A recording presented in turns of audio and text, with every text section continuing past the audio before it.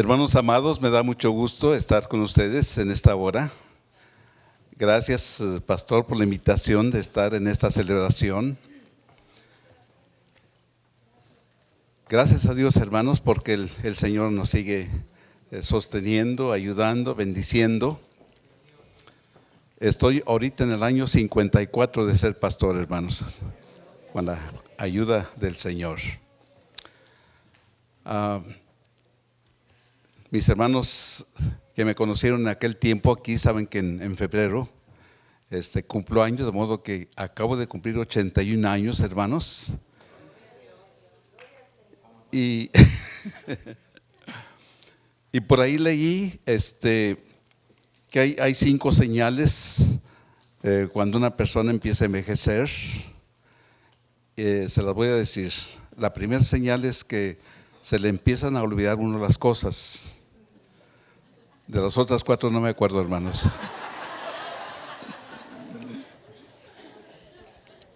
Tocó la puerta de mi casa y en Edimburgo una mujer. Abrí la puerta y me dijo: abuelo, ¿cómo está? Y volteé a ver si había algún viejito por ahí. Perdón, es a mí. Vengo a ofrecerle los servicios de un daycare. Un daycare en Estados Unidos, ustedes saben, hermanos, es para cuidar a ancianos durante el día, nada más. Abuelo, vengo a ofrecerle un daycare, lo acabamos de abrir aquí en Edimburgo. Miren, las mañanitas vengo por usted, luego hay juegos con los demás ancianos, en la tardecita los regreso, si tiene que ir con el médico lo llevamos. De modo que, ¿qué le parece, abuelo? Vengo por usted. Le dije: mire, voy a pensarlo. Cuando entré a la casa le dije a mi esposa: oye, fíjate lo que me acaban de ofrecer. Dijo: no, hombre. Le dije: ya me veo muy cateado o qué. Dije: no, fue la granizada que te agarró el otro día. Dijo: te dejó medio maltratado, pero no está bien. Hermanos amados, ustedes saben, hace casi año y medio que mi esposa falleció, y cuando quedé solo hablé con los hijos y les dije: hijos, el tiempo, la energía que dedicaba a mi esposa lo voy a dedicar ahora a la obra del Señor. Cumplí hasta el último momento 55 años de casado. Y hermanos, el Señor me agarró la palabra, pero de una forma muy especial, ¿verdad? Porque creo que ahora tengo más trabajo que antes, hermano Mario. Y el Señor se sigue manifestando, hermanos, en las predicaciones de la palabra, porque el poder de la palabra siempre está presente. Hay experiencias muy hermosas, recientes que he tenido. En la ciudad de Monterrey prediqué en una congregación, la iglesia de mi hermano Sergio Coronado, y al final, que ya saludábamos a la gente, al final una señora me dijo: pastor, nada más quiero decirle que su mensaje ha evitado que me suicide. Yo, hermano, me quedé sorprendido de lo que ella dijo, pero fue la acción de la palabra, ¿verdad? Cambiando vidas. En otra parte, también prediqué en una iglesia independiente y en Monterrey, y comí con el pastor, y el pastor me dijo: hermano, nada más quiero decirle que en la congregación estaba una persona que en la semana trató de quitarse la vida, pero escuchó todo el mensaje y vino a hablar conmigo. Ese día me acuerdo que prediqué sobre la mujer samaritana, como una vida vacía, como el Señor cambia, transforma las vidas. Y esta mujer le dijo al pastor: todo lo que el pastor García predicó era especialmente para mí. De modo que, amados hermanos, gracias a Dios por todas esas bendiciones. La semana antepasada, toda la semana estuve predicando en Monterrey, en diferentes partes, cultos de hogar, iglesias. Este fin de semana pasado estuve en Pachuca, Tulancingo, predicando también en hogares, en grupos de mujeres, en el radio, cuántas bendiciones, hermanos, que el Señor nos ha dado. Volé de la ciudad de Reynosa a la Ciudad de México, de ahí a Pachuca, y siempre me vienen pasando cosas por mi edad. Llegué en el aeropuerto, tomé el autobús para Pachuca y fui con la señorita a comprar el boleto del autobús. Ya le dije, señorita, que un boleto para Pachuca. Ya me dijo, es tanto. Le dije, traigo mi credencial del INSEN, o sea, de los viejitos. Dijo, no, ya le hice el descuento.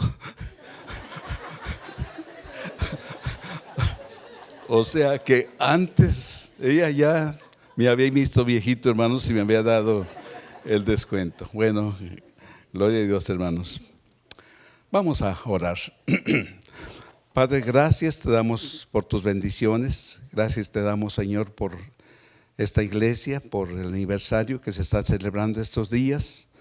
Te pedimos tu bendición para el pastor, su familia, para cada uno de los miembros, familias de esta congregación.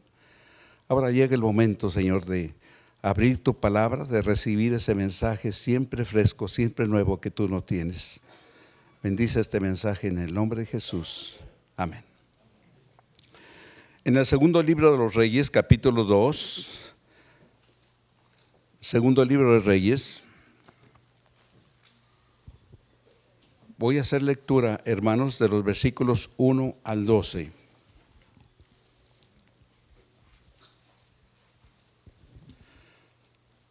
Aconteció que cuando quiso Jehová alzar a Elías en un torbellino al cielo, Elías venía con Eliseo de Gilgal.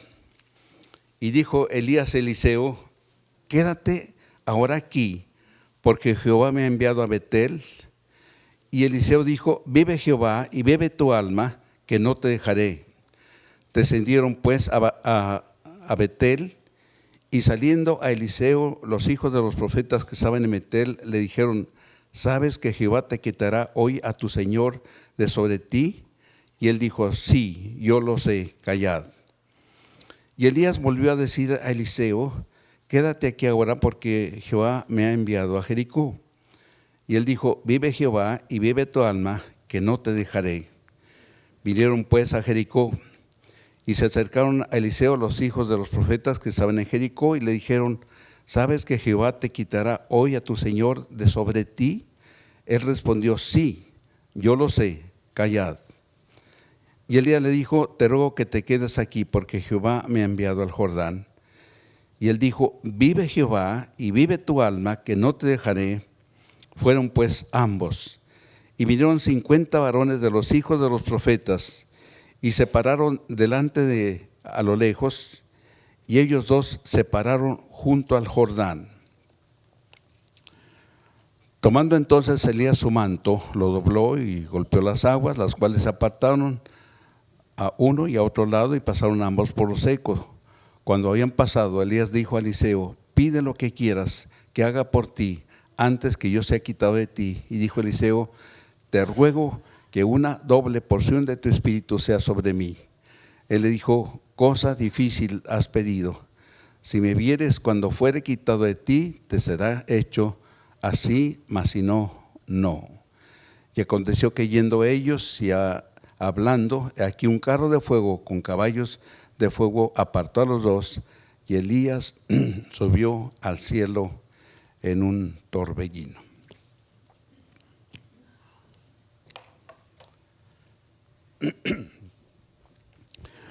Todos sabemos que una de las figuras más prominentes del Antiguo Testamento es el profeta Elías.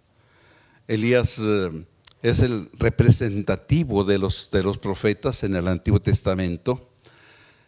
Ustedes saben, hermanos, Elías fue un hombre de fe, un hombre que hizo cosas extraordinarias para la obra de Dios. Le tocó vivir tiempos muy difíciles en el Reino del Norte en ese tiempo, cuando el pueblo de Israel que vivía en el norte se había apartado completamente de Dios. Ahora bien, hermanos, Pero al final de su vida, casi al final, el Señor le permite nombrar, ¿verdad?, a un sucesor, que en este caso sería Eliseo. Ustedes vieron, hermanos, cómo llegó el momento que Elías ya sabía, él tenía una comunión tan cercana con Dios, que ya sabía que iba a irse a la presencia de Dios. Ustedes saben, hermanos, que Elías fue uno de los dos personajes del Antiguo Testamento que se fue al cielo sin ver muerte. Ahora bien,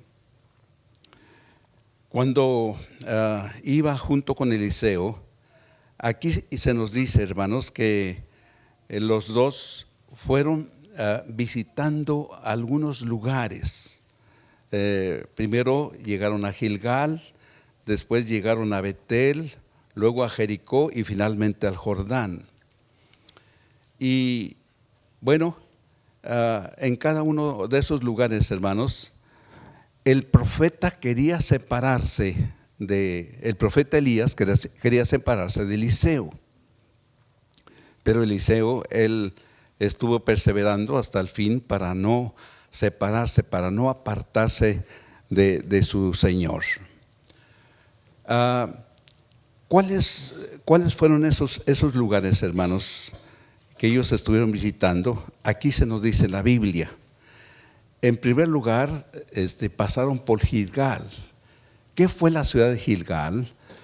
La ciudad de Gilgal fue la primera ciudad, hermanos, que el pueblo de Israel, cuando entró a la tierra prometida, visitó. Ahí acamparon en Gilgal. Fue el comienzo de haber entrado en la tierra prometida. Después pasaron a Betel, dice que pasaron a esa ciudad de Betel. ¿Qué fue Betel, hermanos? Betel fue un lugar de oración. Génesis en su capítulo 12, en su versículo 8, ahí nos dice que Abraham edificó un altar y donde él oraba a Dios, donde se presentaba delante de Dios. De modo que podemos decir, hermanos, que Betel fue el lugar de la oración. Luego, después de allí, ustedes también oyeron o leyeron, hermanos, de que se fueron a Jericó. ¿Qué fue Jericó para el pueblo de Israel en ese tiempo?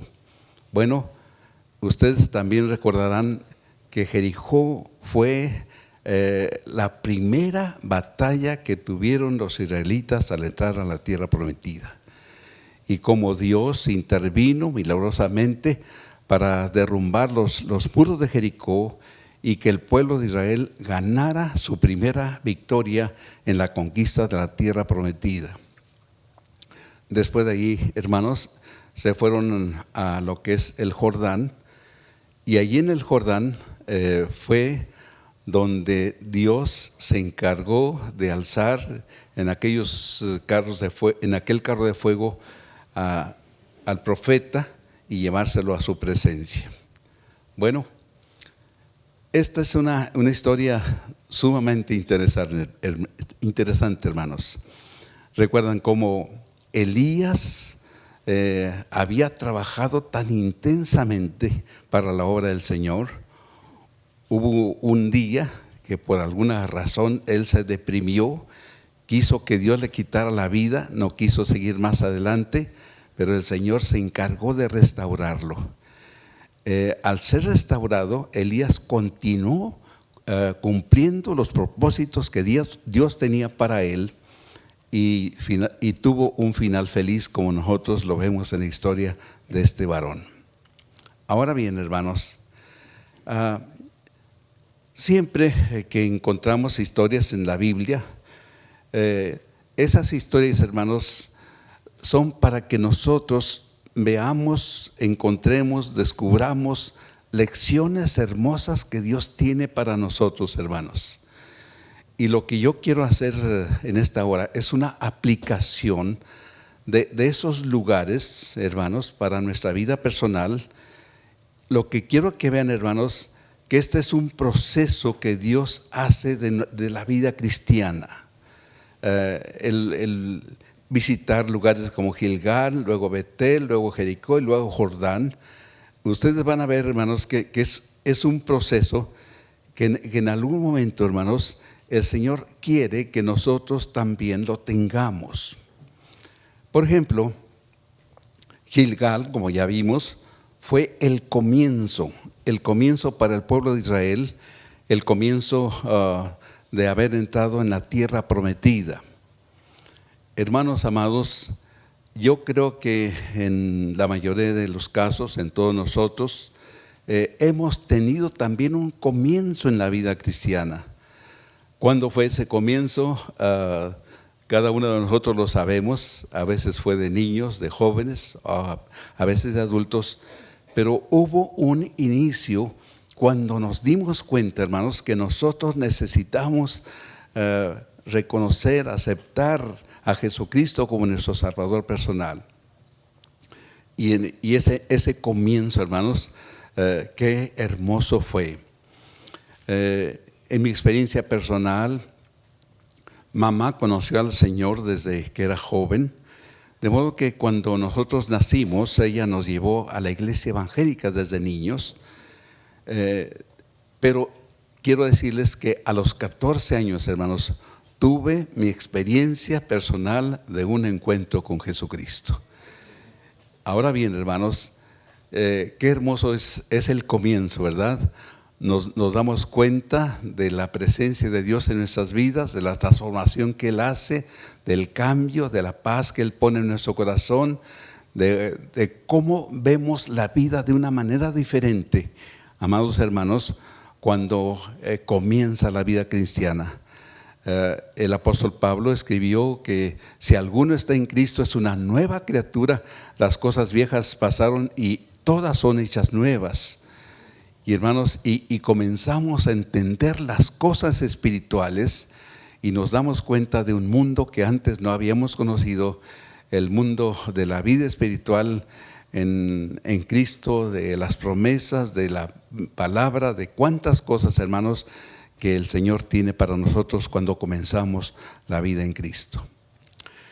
Luego después encontramos que el profeta Elías y Eliseo, llegaron a Betel. Betel representa la oración, porque allí, como dije, Abraham primeramente edificó un altar en Betel. Seguramente el profeta también, hermanos, había ido varias veces a ese altar o bien a ese lugar para orar. Al pasar por ahí, recordaba aquel tiempo de oración que él había pasado con Dios.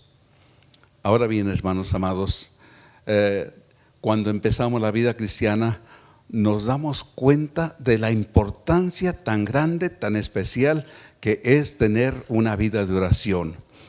No podemos nosotros imaginarnos a un cristiano que no ora, o un cristiano que deja de orar, hermanos. Simplemente se va a enfriar o finalmente se va a apartar de la presencia de Dios o de la iglesia o de la comunión de la familia de Dios.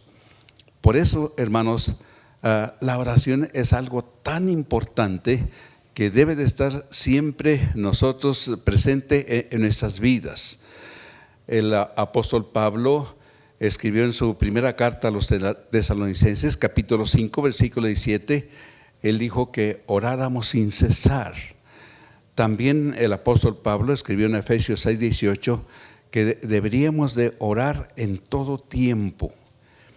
Es en la oración, amados hermanos, cuando nosotros somos fortalecidos, cuando vamos a la presencia de Dios en oración. Y lo digo esto porque cuando el Señor Jesús estuvo orando en el huerto de Getsemaní, que antes les había dicho a sus discípulos que estaba muy triste, ¿verdad?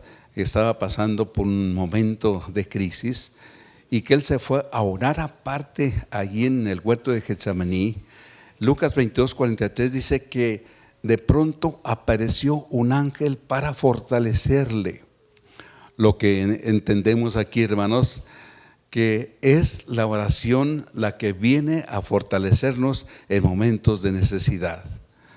Lo mismo dijo el Señor Jesús, dice Lucas 18:1, que Jesús les refirió una parábola acerca de orar siempre y no desmayar. Lo que podemos nosotros deducir, hermanos, que una persona desmaya cuando deja de orar, o bien cuando oramos, hermanos, estamos fortalecidos para no desmayar en medio de cualquier situación difícil, de cualquier prueba que nosotros podamos tener. Ahora bien, sabemos también, hermanos, cómo la oración es una realidad.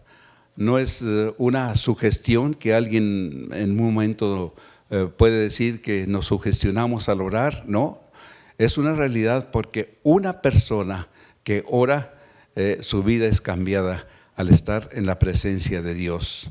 Una persona que ora es una mejor persona, tiene más paz, tiene más amor, tiene una vida de más significado.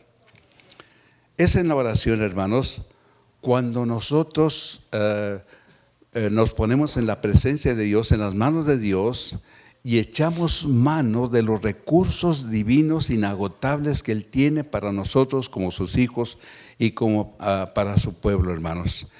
De modo que en los momentos más difíciles, en el sufrimiento, las luchas, en las pruebas, es la oración, hermanos, lo que siempre nos va a sostener. Se ha dicho, hermanos, que las grandes batallas se ganan a través de la oración. Orar es buscar el rostro de Dios. Fue la oración, hermanos, y aquí quiero mencionar, fue la oración lo que trajo un avivamiento a esta congregación. Desde antes habíamos estado orando. Yo antes de venir aquí, fui pastor en la ciudad de Reynosa, y un grupo de 3-4 personas nos juntamos por las mañanas para orar, y orábamos por un avivamiento.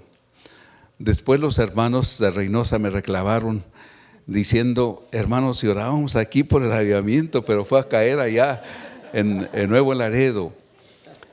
Pero miren, amados hermanos, la gracia de Dios se manifestó con nosotros. Fue a finales del año 72.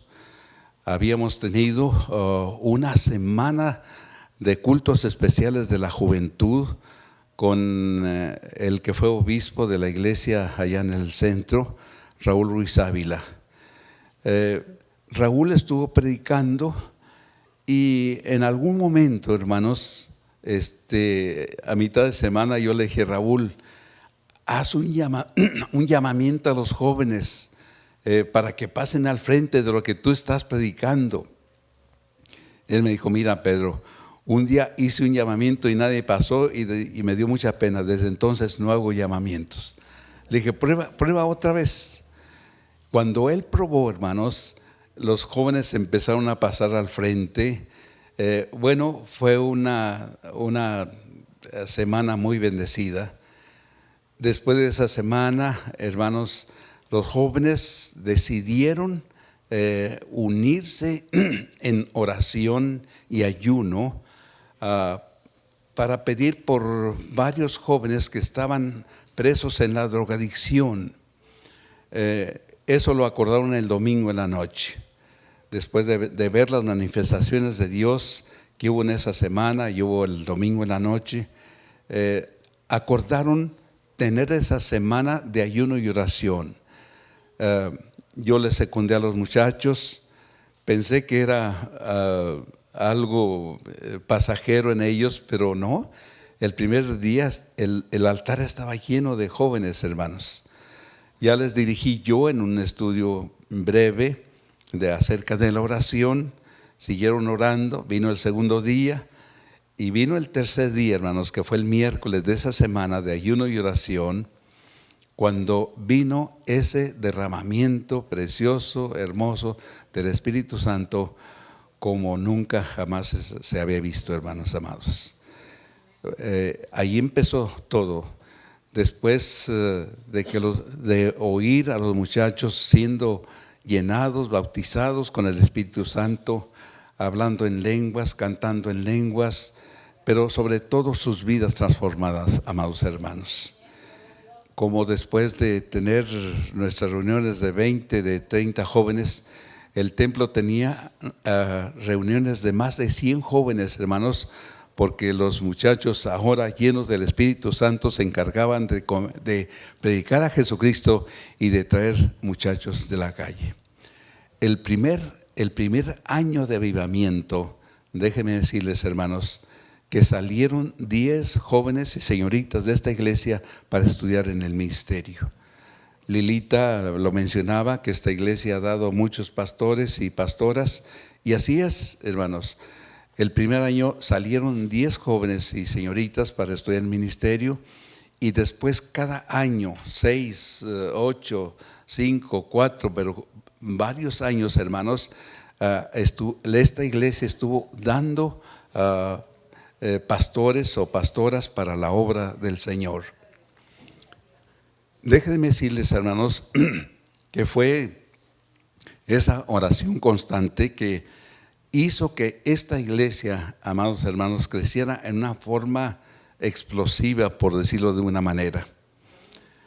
En el libro de los Hechos dice que el Señor añadía cada día a la iglesia los que habían de ser salvos.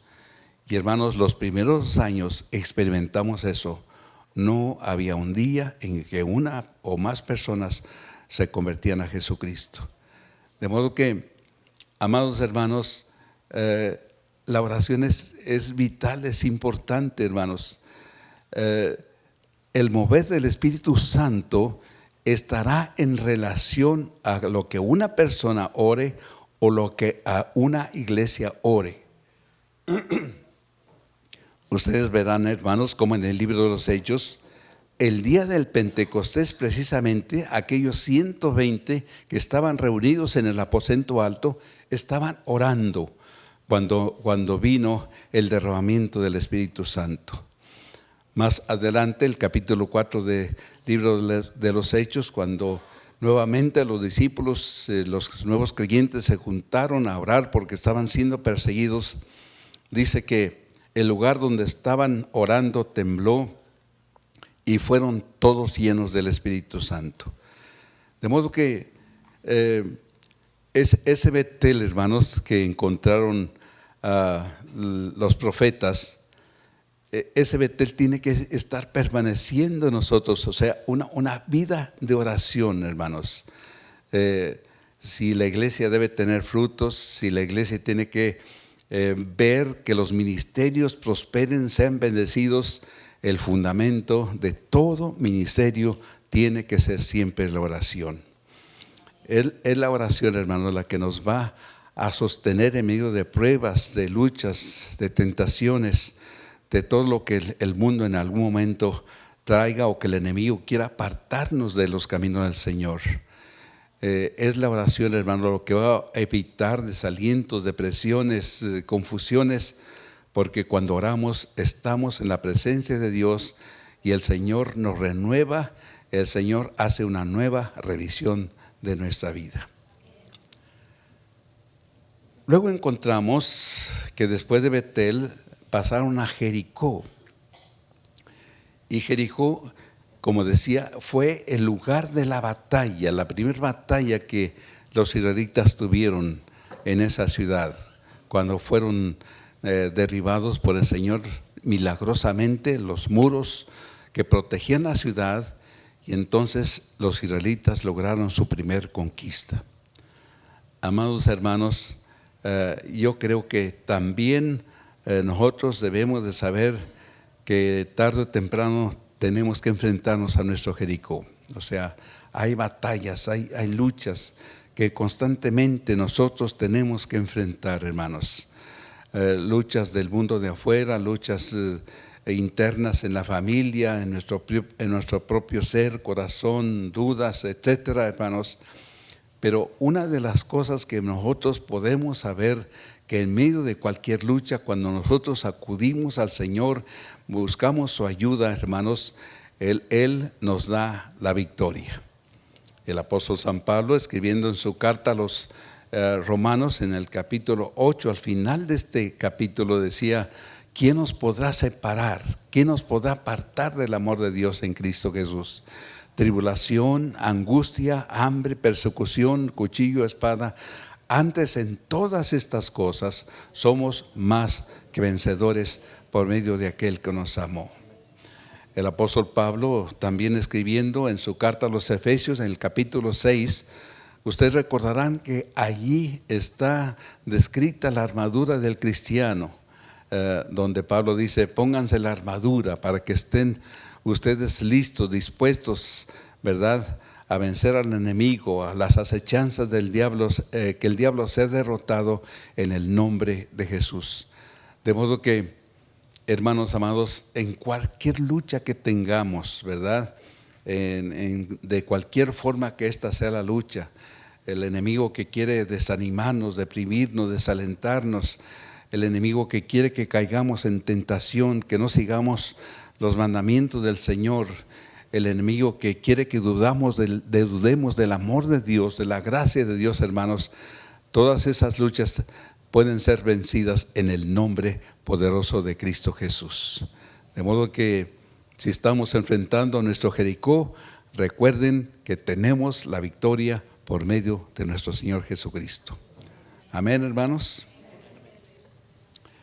Luego, finalmente, llegan al Jordán, y allí en el Jordán es arrebatado el profeta. Estaba pasando por una de las aduanas, y al pasar en la revisión americana, me dijo el guardia: ¿a qué se dedica, señor? Le dije: soy pastor, un pastor evangélico. Ah, sí, déjeme hacerle algunas preguntas. Preguntas de kinder, hermanos. Dígame Juan 3:16. Todos lo sabemos, ¿verdad? Pero luego dijo: dígame 2 personajes del Antiguo Testamento que no vieron muerte. Ya le dije: Enoc y Elías. Ah, no, está bien, pásale entonces, hijo. Dije: si he sabido, traigo otras cosas aquí.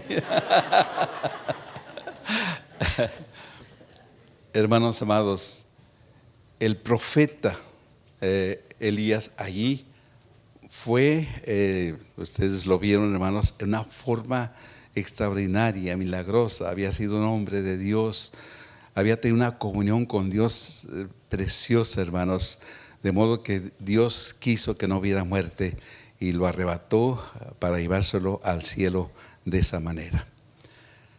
Cuando yo estaba leyendo los comentarios de lo que significaba este arrebatamiento del profeta, los comentaristas están de acuerdo en decir que fue la muerte del yo del profeta, que fue la entrega total, completa de la vida del profeta con el Señor. Ahora bien, hermanos amados, aplicándolo a nuestra propia vida personal, yo creo que el procedimiento de la vida cristiana, ¿verdad?, nuestro Gilgal, nuestro Betel, nuestro Jericó, debe de llevarnos finalmente a una entrega total de nuestra vida a nuestro Señor Jesucristo. ¿Y pueden decir amén, hermanos? Hoy muy poquitos. Amados hermanos, lo que nos enseña en esta parte, hermanos, es que el Señor desea, el Señor quiere una entrega total y completa de nuestra vida a Él. Y solamente, hermanos, cuando nosotros nos entregamos completamente al Señor, es entonces cuando la vida adquiere valor. Déjenme ponerles algunos ejemplos. Un alambre suelto tiene poco valor o casi nada de valor. Pero si ese alambre lo enchufamos a una corriente de energía, Entonces el alambre tiene valor, hermanos amados, ¿verdad? Unas pinturas, podemos ver las pinturas en sí, hermanos, pueden ser de poco valor, pero esas pinturas puestas en manos de un pintor, hermanos, adquieren un valor extraordinario. Una pluma, un lápiz, ¿verdad?, tiene poco valor, pero puesto en las manos de un escritor, hermanos, pueden salir poemas, pueden salir grandes escritos. ¿No es así, hermanos amados? Un pedazo de mármol, ¿verdad? Puede ser una piedra sin ninguna forma, pero esa piedra en manos de un escultor, hermanos, pueden salir figuras tan hermosas como le pasó a Miguel Ángel cuando en un patio se encontró un pedazo de mármol abandonado de un escultor que quiso hacer algo, pero finalmente abandonó aquel trabajo. Miguel Ángel tomó aquella piedra y salió la estatua famosa del David de ese lugar. Hermanos, este es el Señor, ¿verdad? Separados de mí, ¿se acuerdan lo que dije el Señor? Nada pueden hacer. De modo que es solamente cuando nos entregamos completamente al Señor, como el Señor nos levanta, nos transforma, nos cambia, nos bendice, hermanos, y hace que esa vida abundante para la cual vino a darnos Cristo sea una realidad en nosotros.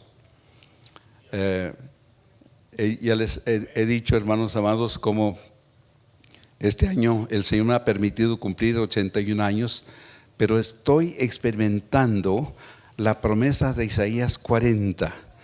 ¿Qué dice Isaías 40? Los que esperan en el Señor tendrán nuevas fuerzas, ¿verdad?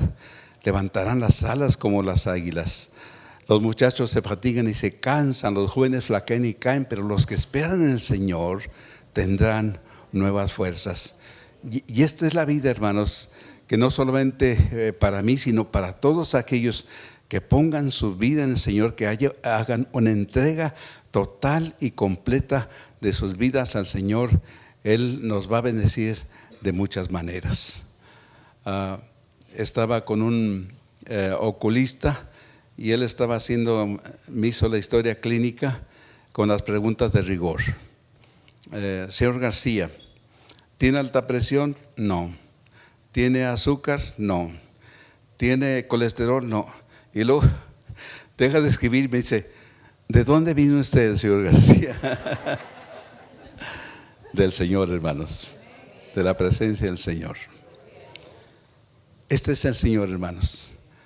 Y en esta hora yo les invito para que vengan a orar. Vamos a estar de pie.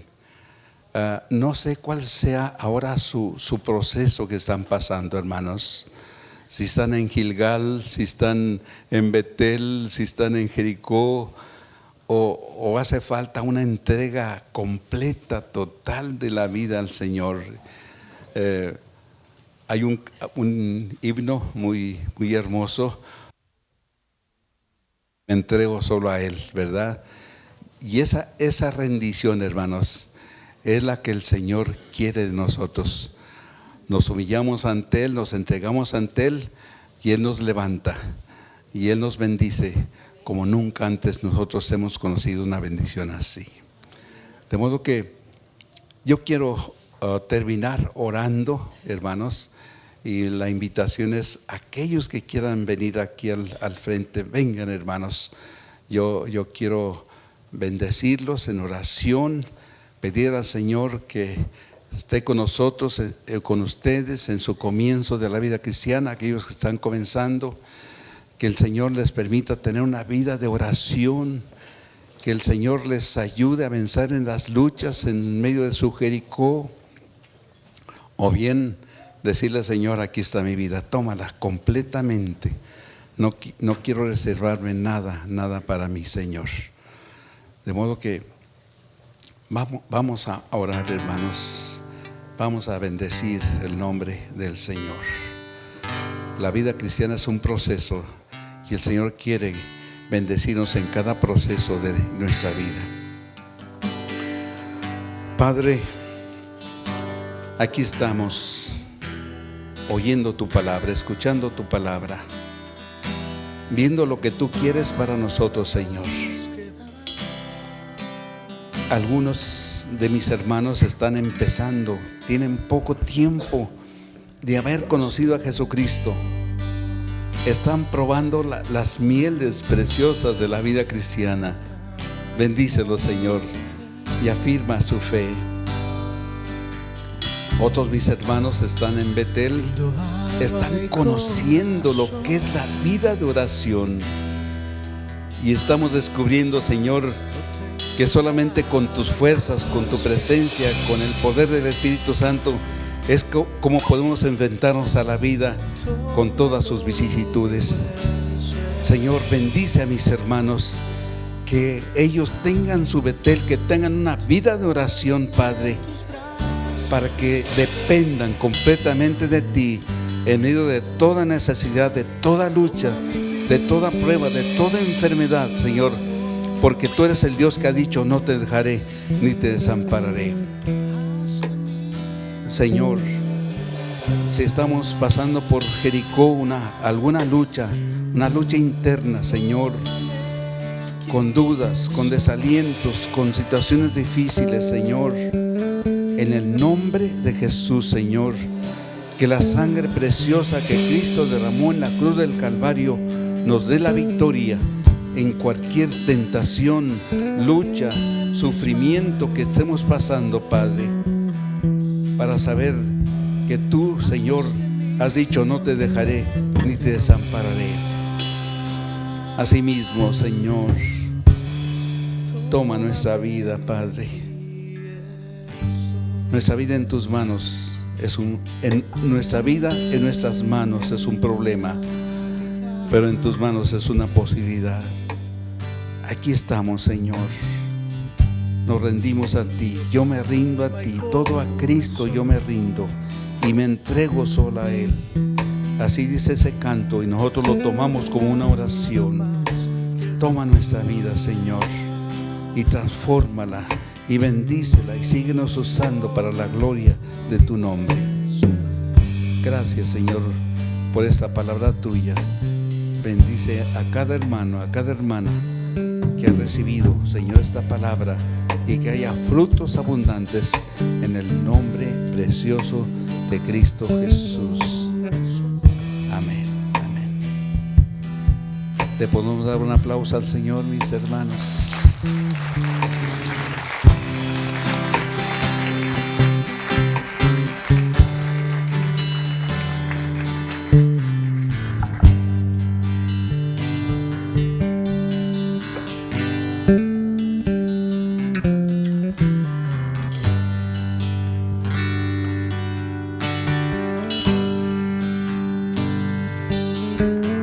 Vamos a darle un fuerte aplauso nuevamente al Señor, y gracias por la vida de nuestro pastor Pedro García Carlos, por ser un siervo del Señor, un referente aquí con nosotros y también en la iglesia metodista. Gracias, pastor, por su vida, y quisiéramos tener hoy un momento especial. Voy a invitar al comité de aniversario. La iglesia puede tomar sus asientos, por favor, y voy a invitar al comité. Y parte de lo que estamos haciendo cada noche es poder, a través del comité, expresarle alguna palabra de bendición, de reconocimiento a nuestros pastores, y hoy queremos hacerlo con el pastor Pedro García Carlos. Así que dejo el lugar al comité. Nuestra hermana Claudia Contreras. Pues, pastor, muy agradecidos por la oportunidad de tenerlo hoy aquí en su casa, ¿verdad? Porque esta es su casa. Y no me quiero extender mucho hoy, ¿verdad? Porque vamos a hablar, cada uno de nosotros vamos a tener la oportunidad de darle palabra de gratitud y de bendición también. Yo lo único que le quiero decir que es de grande inspiración para mi vida, sobre todo porque aunque ya su tiempo de trabajo, ¿verdad? Ya es un pastor usted jubilado, trabaja como si estuviera, ¿verdad?, en el pico de su productividad, y vemos que la promesa de Dios se cumple en su vida cuando dice que Él nos va a dar, ¿verdad?, fuerzas como el búfalo, y que aún aunque estemos cansados, ¿verdad?, Él es nuestra fuerza. Entonces, ser pastor, ¿qué le puedo decir? ¿Verdad? Su vida es todo un ejemplo, es todo una inspiración, y sobre todo porque vemos que el gozo del Señor es su fuerza, ¿verdad? Su vida es una vida llena de felicidad. Rara vez vemos comentarios, ¿verdad?, o palabras que estén desaliento. Y yo creo que eso es lo mejor, ¿verdad? Y eso es lo que el testimonio que usted nos deja, que nos da, pues a los que venimos atrás nos pone un reto muy alto, ¿verdad? Yo le digo a mi mamá y le digo a Tita, ¿verdad? El hermano Pedro, ahí anda uno quejándose de una cosa y de la otra, y de la vida y de los problemas, y el hermano Pedro nos da un ejemplo tremendo, ¿verdad?, de vida, de amor y de fe. Dios le bendiga, pastor, y que el Señor lo siga usando. Este es un pequeño reconocimiento, una constancia de que estuvo aquí, pero la constancia la llevamos todos en el corazón, pastor, con sus mensajes y su amor. Dios le bendiga mucho.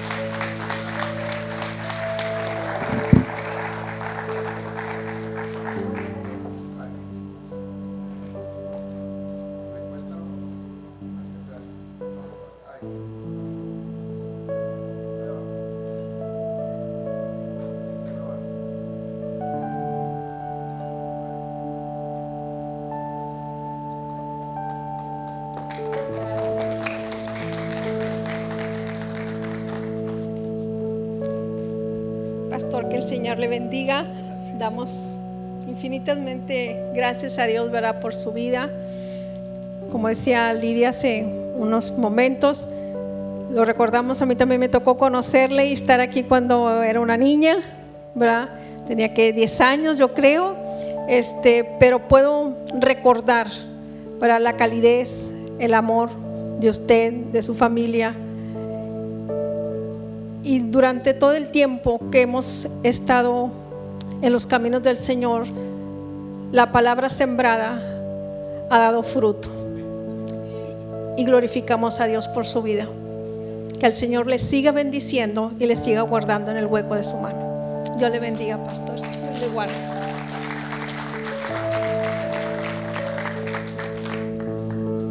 Pastor, Dios le bendiga.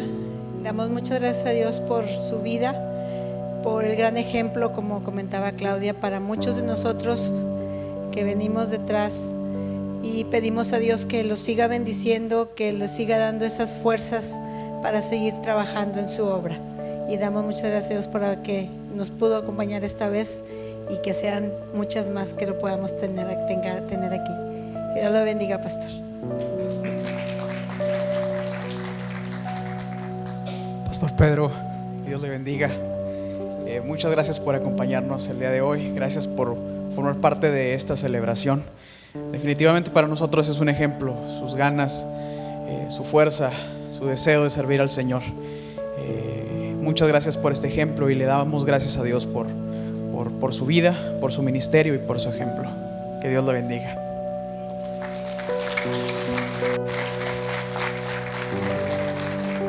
Gracias, hermanos, Dios les bendiga. Déjenme decirles, hermanos, que en Monterrey inicié una iglesia, en una de las colonias de Monterrey. Vino el cambio, pero la congregación siguió. Construyeron un templo. A la hora de dedicar el templo, una hermana está dando reconocimientos como ahora, ¿verdad? Y la hermana dijo: tengo este reconocimiento para el pastor Pedro García, pero él no pudo estar con nosotros. Quiero decirles que el pastor García es un pastor muy usado. El hermano Ricardo Esparza, que estaba ahí, dijo: bastante usado. Pero luego la hermana se asustó y dijo: no, es muy usado por el Señor, muy usado por el Señor. Hermanos, tengo 54 años de ser usado por el Señor, de modo que la gloria y la honra es para Él. Pastor.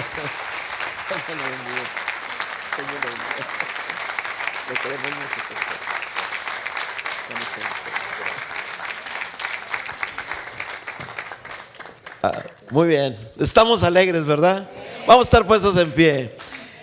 Y voy a pedir a Nahum si nos puedes ayudar con el cántico, el Salmo 126, donde se ha tomado el lema para este 95 aniversario. Y vamos a entonarlo cuando Jehová hiciere volver.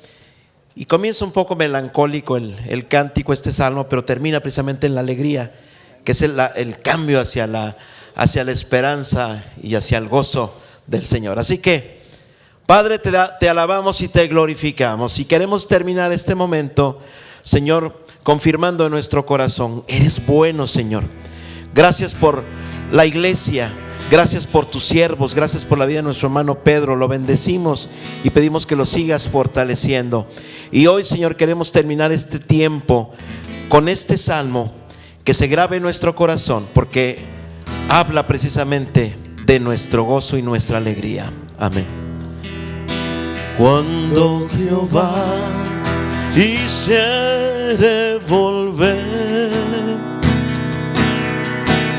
la cautividad de Sion, cuando Jehová quisiere volver la cautividad de Sion, seremos como los que sueñan. Seremos como los que sueñan. Nuestra boca se llenará de risas, nuestra lengua de alabanza, y dirán: lo ha hecho Jehová, grandes cosas ha hecho Jehová, grandes cosas ha hecho Jehová, grandes cosas ha hecho Jehová. Estaremos alegres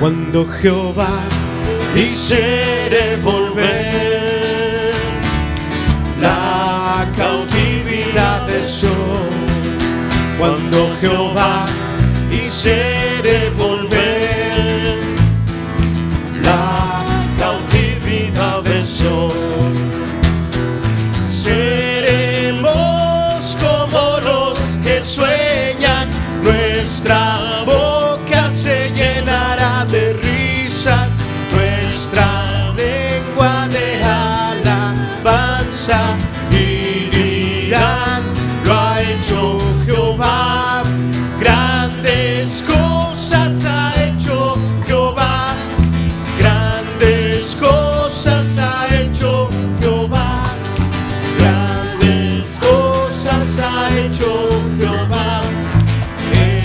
Estaremos alegres. Gracias, Padre, por tu presencia. Y ciertamente, saluda a tu hermano y dile: estamos alegres. Dale la mano a la persona que está junto a ti. Estamos alegres.